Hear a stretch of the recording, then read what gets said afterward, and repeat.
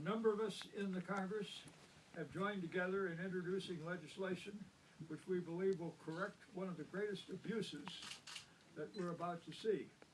It's going to cause one of the most expensive elections in history and perhaps one of the dirtiest. It also is going to be something which is going to show us at the conclusion of the election of how bad the situation is as it flows from the Citizens United case versus the FEC, which I view as being one of the most destructive Supreme Court decisions of our history. That decision, unfortunately, has unleashed the floodgates for unlimited and corporate spending in our elections and has discarded decades of case law in the process. It also has ignored the factual record regarding campaign finance reform, and it has clearly disregarded congressional intent achieved after long, hard, and diligent work by the Congress, House, and Senate. That's why I'm standing here today with you and my colleagues who are going to join me in the announcement of the introduction of Restoring Confidence in Our Democracy Act. I'm pleased that my colleagues are joining me with this. Mr. Conyers will be coming shortly, and my dear friend Representative Carolyn Maloney will be talking with you and me about the importance of this vital legislation. We're restoring the confidence of our democracy in a statute of that name.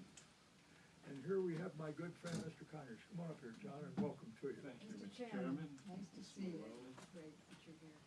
The statute seeks to establish a factual record on which the court cannot make any denial of the facts through a series of findings by the Congress, following precedents that have been used in other legislation. It also takes us back to the law that was in place the day before the Citizens United decision was adopted by the Supreme Court. Specifically, it reenacts the prohibition on corporations and unions making electioneering communications to influence campaigns. And it clarifies that they cannot make independent expenditures as well. It also subjects the super PACs to the same restrictions as other PACs, including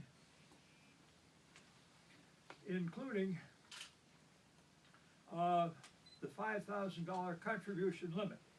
I'm delighted to announce the legislation has the support of Common Cause and the UAW, as well as a number of my colleagues, now 9 in the Congress, and I'm satisfied that that number will be increasing shortly. In addition to Mr. Conyers, who has just joined us, and Ms. Maloney, the legislation is co-sponsored by my colleagues, Mr. Andrews, Mr. McGovern, Deanna DeGette, Bob Brady, Chris Van Hollen, Keith Ellison, and Donna Edwards.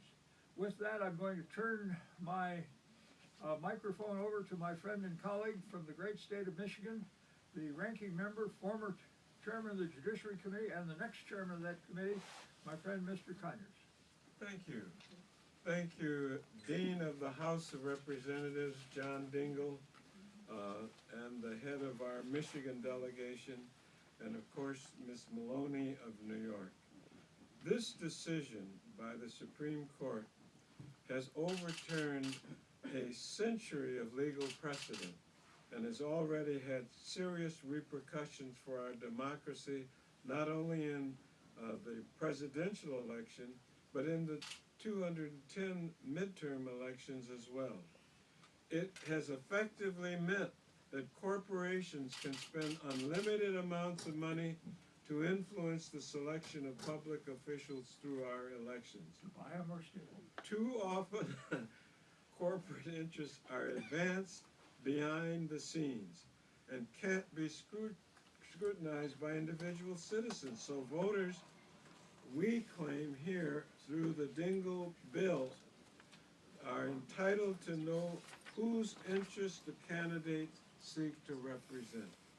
When they're targeted to receive television advertisement, voters should know who's paying and why. And so the Supreme Court's notion that corporate speech is no different than political speech of an individual is troubling. It was not the law when the Constitution was written. It was not the law before Citizens United decision was rendered.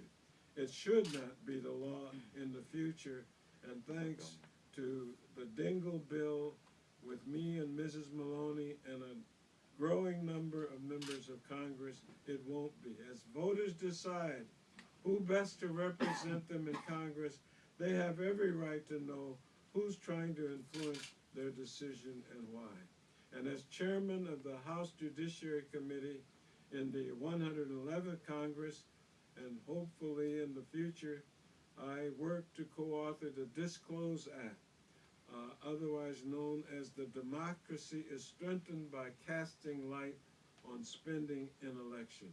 And so I proudly join the Dean of the Congress in this very important legislation, which I think will stop the worst decision since Gore versus Bush. Or maybe Marbury Bush. versus Madison. Maybe Marbury versus Madison, or in between Plessy versus Ferguson. Okay, first of all, I want to thank the Dean of the Congress, Mr. Dingell, for authoring this important bill, and Mr. Conyers, the ranking member on Judiciary, for his incredibly important support and strong voice in support of this truly innovative, creative bill. It's tremendously important. The Citizens United decision was one of the worst Supreme Court decisions in our lifetime. It dismissed decades of precedent and clear intent of Congress and common sense in general. It totally ignored the effects of unlimited, anonymous money on the political process. And this bill will correct this and show the public that our democracy is not for sale. And a decision that rests squarely on the twin fictions that corporations are people and corporate money is speech. The court managed to take everything that people hate about modern politics and make it worse. The Citizens United decision has produced a brave new world where secret super PACs pollute the air with anonymous attack ads. At the very least, the American people should be entitled to know who is spending billions, millions in our campaigns and trying to influence the election. And corporate general treasury funds and union funds are channeled directly into buying victory for the political figure of a corporation's choice. Congressman Dingell's bill will help us to remove money from the process, or excessive money from the process. The bill contains an important series of congressional findings which serve as the factual record for preserving this congressional authority. The bill subjects super PACs to the same restrictions as regular PACs, including a $5,000 limit. It returns it to the McCain-Feingold bill. The bill prohibits corporations from making independent expenditures and electioneering communications. And it will reestablish the factual record, reenact congressional prohibitions, and reinforce the fact that it is the will of Congress and the will of the people that our democracy is not and should not be for sale, with unlimited spending by anonymous sources.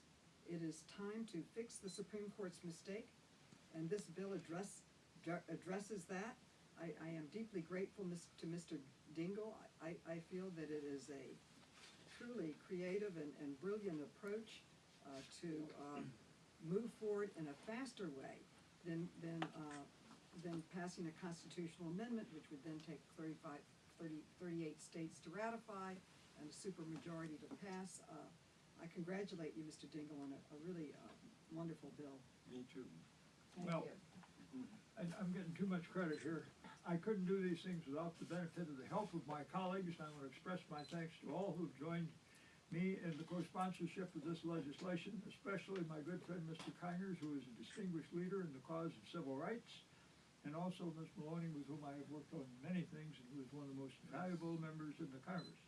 We're going to have a chance in just a little while to begin to see how pernicious the Citizens United versus the FEC in fact was. and how it facilitates the purchase, the sale, or the theft of our government, our governmental agencies, and their policies from the ordinary citizens by unknown persons who are sheltered behind the secrecy of the Supreme Court decision. And I want to thank and commend all my colleagues who are joining me in the co-sponsorship of this. As everyone knows, it is not me or I, it is us or we who do these things. So I want to thank my two colleagues here and the others who have joined us in this, and now we're available for questions. Congressman Dingell, you mentioned you have 9 co-sponsors for the bill. Do you